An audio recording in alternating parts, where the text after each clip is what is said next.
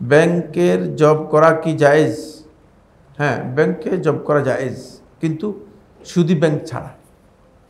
সুদী কারবার যে সমস্ত ব্যাংকে হয় থাকে সেগুলোর মধ্যে জব করা নিয়ে আলেমদের মধ্যে ইখতিলাফ রয়েছে। সুদী ব্যাংক ছাড়া বাকি ব্যাংকে জব করা জায়েজ। ব্যাংকে যে সমস্ত ব্যাংক ইসলামিক ব্যাংকিং কাজ করে থাকেন সেখানে আপনি জব করতে পারবেন। যদি জায়েজ হয় তাহলে বিশ্লেষণ করবেন, আর যদি জায়েজ না হয় তাহলে এক বুঝিয়ে বলবেন। হ্যাঁ, বলে দিয়েছি। সুদী ব্যাংক ছাড়া যে সমস্ত ব্যাংক সুদী কারবার করে না, সুদের কথা যেখানে যুক্ত নেই, সেখানে চাকরি করা জায়েজ। সেখানে চাকরি করা কি জায়েজ। আর সুদী ব্যাংকে যেহেতু সুদের কারবার রয়েছে, এ নিয়ে আপনার জায়েজ করা নিয়ে আলেমদের মধ্যে ইখতিলাফ রয়েছে। আর এদের মধ্যে ইখতিলাফ, বিশুদ্ধ বক্তব্য হচ্ছে সেখানে চাকরি করবেন না, সেখানে চাকরি করবেন না, চাকরি না করাটাই হচ্ছে বিশুদ্ধ বক্তব্য। প্রকৃত ইমানদার বান্দা হওয়ার উপায়গুলো কি? এটা একটা লম্বা আলোচনা, আমার মনে হয় এখানেই আমরা করেছিলাম একটা জুম্মার খুতবার মধ্যে। মানে ইমানের গ্রেড হচ্ছে তিনটি। ইমানের গ্রেড হচ্ছে কি তিনটি। একটা হচ্ছে আসলুল ইমান, মানে কমন ইমান, যেটা শুধু ইমান গ্রহণ করলেন। আরেকটা হচ্ছে হাকিকাতুল ইমান, মানে ইমানের প্রকৃত যেই রূপটা রয়েছে সেই রূপে আপনি পৌঁছতে পারলেন, হাকিকাতুল ইমানে পৌঁছতে পারলেন। আর হচ্ছে কামালুল ইমান, ইমানের পরিপূর্ণতায় পৌঁছতে পারলেন। এখানে আমরা মানে হাকিকাতুল ইমান এর বিষয়টি আলোচনা করেছি, আমার খেয়াল আছে। এটা অনেক লম্বা প্রশ্ন। আর কামালুল ইমানের বিষয়টা আমি এখানে আলোচনা করেছি না অন্য কোথায় আলোচনা করেছি সেটা আমার জানা নেই, তবে আলোচনা করেছি। এটা আরেকটি খুতবার মধ্যে আলোচনা করেছি। কামালুল ইমানও একটা গুরুত্বপূর্ণ পয়েন্ট, এটা গুরুত্বপূর্ণ পয়েন্ট। তবে হাকিকাতুল ইমানের মৌলিক যে বক্তব্য, সে বক্তব্য হচ্ছে আন ইউহিব্বাল মারউ লিনাফসিহি মা ইউহিব্বু লিআখিহি, মানে সে তার নিজের জন্য যেটা পছন্দ করে তার ভাইয়ের জন্য সেটা পছন্দ করবে। ইমানদার ব্যক্তি তার অন্তরের মধ্যে নিজের জন্য যতটুকু ভালোবাসা, তার একজন ইমানদার মুসলিম ভাইয়ের জন্য তার অন্তরের মধ্যে ততটুকু ভালোবাসা থাকবে।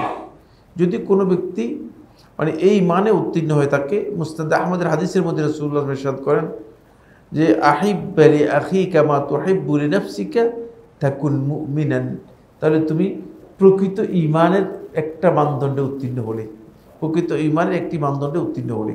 তবে এই বিষয়ে আমি বলেছি যে একটা জুমার খুতবায় আলোচনা করেছি, বিষয়টি ছোট নয়, সংক্ষিপ্ত নয়। তো মুদ্রা কথা হচ্ছে এটি, মুদ্রা কথা হচ্ছে এই যে তার অন্তরের মধ্যে নিজের জন্য যেই ভালোবাসা, সেই ভালোবাসাটুকু তার মুসলিম ভাইয়ের জন্য তার অন্তরের মধ্যে থাকতে হবে। যদি না থাকে তাহলে তিনি প্রকৃত ঈমানের যে গ্রেড রয়েছে সেই গ্রেডে উত্তীর্ণ হতে পারবেন না।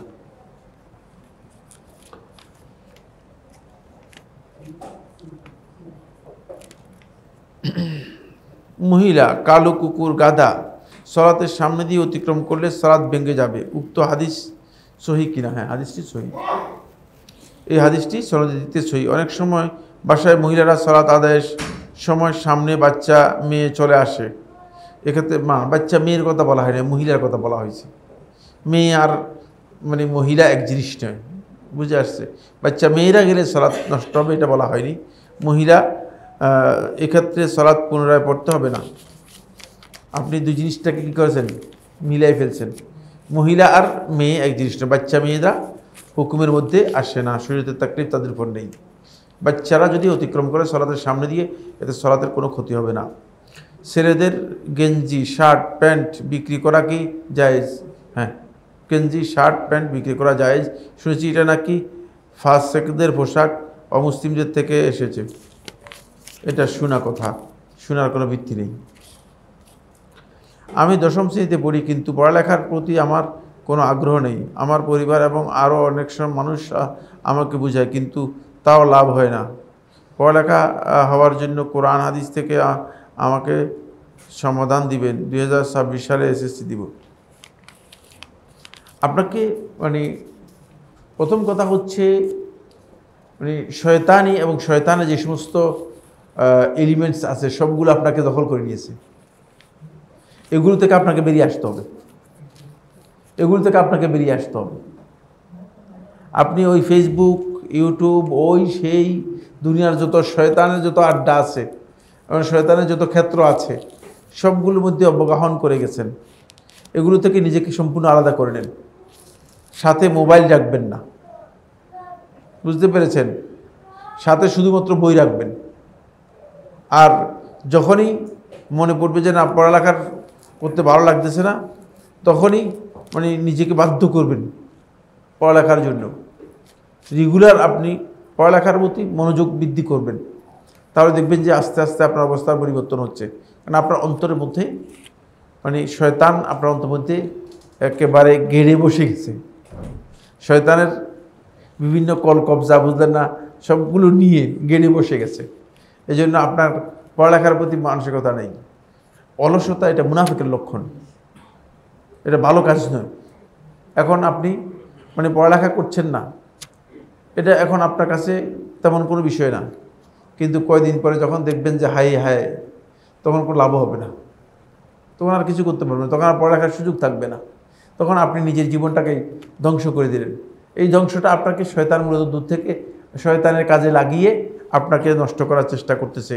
এগুলো থেকে দূরে থাকুন। এই জন্য আল্লাহ তাআলা কোরআনের মধ্যে স্পষ্ট করে বলে দিয়েছেন, উদখুলু ফিস সিলমি কাফা, ইসলামের মধ্যে পরিপূর্ণ প্রবেশ করো। মানে ইসলামের মধ্যে যদি পূর্ণ ঢুকে যান তাহলে কি হবে? ওয়ালা তাত্তাবিউ খুতুওয়াতি শাইতান, তাহলে শয়তানের পদক্ষেপগুলো, কর্মসূচিগুলো আর তুমি অনুসরণ করবে না, এগুলো থেকে সরে যাবে। আপনি পুরোটা ইসলামের মধ্যে ঢুকে গেলে আপনি দেখবেন যে শয়তান আপনাকে করতে পারবে না। 5 ওয়াক্ত সালাত নিয়মিত করেন, 5 ওয়াক্ত জামাত নিশ্চিত করেন, কোরআন তেলাওয়াত নিয়মিত করেন, তাহলে আপনি দেখবেন যে শয়তানের যত ওয়াসওয়াসা আপনাকে দিচ্ছে এগুলো সব সরে যাবে। আর প্রশ্ন নেবেন না। বর্তমান সমাজ ব্যবস্থায় বাবা তার মেয়েকে শিক্ষিত করবে একজন মুসলমান হিসেবে, সর্বোচ্চ উচ্চশিক্ষায় শিক্ষিত করতে পারবেন, কিন্তু শর্ত হচ্ছে একটাই, সেটা হলো মেয়ে অবশ্যই পর্দার মধ্যে থাকতে হবে। মেয়েকে যদি আপনি পিএইচডি পর্যন্ত পড়ান, এতে কোনো নিষেধ নেই। এতে কি নিষেধ আছে নাকি? হ্যাঁ, কোনো নিষেধাজ্ঞা নেই। ইসলাম আন্দাজে ফতোয়া দিচ্ছি আর কি, পিএইচডি করতে কোনো অসুবিধা নেই, বাধা নেই, তিনি পিএইচডি করতে পারেন, কিন্তু শর্ত হচ্ছে একটাই, সেটা হলো সে অবশ্যই পর্দার মধ্যে থাকতে হবে। ইসলাম তাকে পর্দার যে বিধান দিয়েছে সেই বিধান মেনে সে পিএইচডিও করতে পারবে, কোনো অসুবিধা নেই। এবং পৃথিবীর বিভিন্ন দেশে আলহামদুলিল্লাহ মানে মুসলিম নারীরা এখন বিশাল বিশাল অবদান রাখতেছে। তার মধ্যে আমার কাছে একটা বই আছে, বলতেন আল ফিকহুল ইসলামী, 5 খণ্ডে লেখা, প্রায় মানে 4000 পৃষ্ঠার বই। খাদিজা মানে নামে এক ভদ্র মহিলা লিখেছেন, তিনি উম্মুল কুরা বিশ্ববিদ্যালয় থেকে পিএইচডি করেছেন। আরও এরকম প্রচুর মানে মানে মেয়েদের লেখা বই আমার কাছে কিতাব প্রচুর রয়েছে। তারা আলহামদুলিল্লাহ ইসলামের অনেক খেদমত করতেছে। পড়ালেখা করাটা ইসলামে নিষেধাজ্ঞা নেই, পড়ালেখা যত করতে পারে। 24 ঘন্টা যদি পড়তে চান, আমি তো মনে করি 24 ঘন্টাই পড়া শুরু করেন। পড়ালেখা হচ্ছে আসল জিনিস, মূলধন হচ্ছে পড়ালেখা। সুতরাং এখানে কোনো বাধা নেই। এমন চাকরি করা জায়েজ কিনা যেখানে দাড়ি খাটো করতে হয়। এছাড়াও এখানে ধর্মীয় বিষয়ে থেকে ইহুদিদের আইনের প্রধান দেয়া হয়। যদি এমন হয় যে আপনাকে ধর্মীয় ব্যাপারে চাপ সৃষ্টি করা হবে, আপনি আশঙ্কা করে থাকেন, তাহলে সেখানে চাকরি করা জায়েজ নেই। সেখানে চাকরি করা কি নেই? জায়েজ নেই। আর দাড়ির ব্যাপারে মাসালা তো আপনারা জানেনই, দাড়ি 1 মুষ্টি পরিমাণ রাখলেই সুন্নাহ আদায় হয়ে যাবে। 1 মুষ্টি পরিমাণ রাখলে কি সুন্নাহ আদায় হয়ে যাবে। এখন যদি আপনাকে 1 মুষ্টি পরিমাণ রাখতে অনুমতি দেয়, তাহলে আপনি সেখানে চাকরি করতে কোনো কি নেই, বাধা নেই, সুন্নাহ আদায় হয়ে যাবে। দাড়ি আপনি যদি দাড়ি রেখে দেন, তাহলে আপনার সুন্নাহ, আপনার কি ফরজ আদায় হয়ে যাবে। ফরজ যেমন এই যে দাড়ি 1 মুষ্টি হয় নাই, ফরজ আদায় হয়ে গেছে, ফরজ আদায় হয়ে গেছে, বুঝতে পেরেছেন? ফরজ কি আদায় হয়ে গেছে। সুতরাং তিনি গুনাহগার হবেন না, হারাম হবে না, কবিরা গুনাহ হবে না, হারাম হবে না। কিন্তু 1 মুষ্টি পরিমাণ রাখাটা সুন্নাহ। 1 মুষ্টি পরিমাণ রাখা কি সুন্নাহ, কিন্তু 1 মুষ্টির অতিরিক্ত হলে আপনি ছোট করলেও ওতে আপনি গুনাহগার হবেন না। এতে আপনি কি হবেন না? গুনাহগার হবেন না। কিন্তু যদি আপনাকে বাধ্য করে আপনার দ্বীনের কোনো বিষয় নিয়ে আপনাকে মানে বাধ্য করে তাদের কোনো দিন ধর্মীয় আচার অনুষ্ঠান মেনে নেওয়ার জন্য, তাহলে সেখানে চাকরি করা হারাম, চাকরি করা জায়েজ হবে না। হাযা সুবহানাকা আল্লাহুম্মা ওয়া বিহামদিকা আশহাদু আল্লা ইলাহা ইল্লা আনতা আস্তাগফিরুকা ওয়া আতুবু ইলাইক। আসসালামু আলাইকুম ওয়া রাহমাতুল্লাহি ওয়া বারাকাতুহু।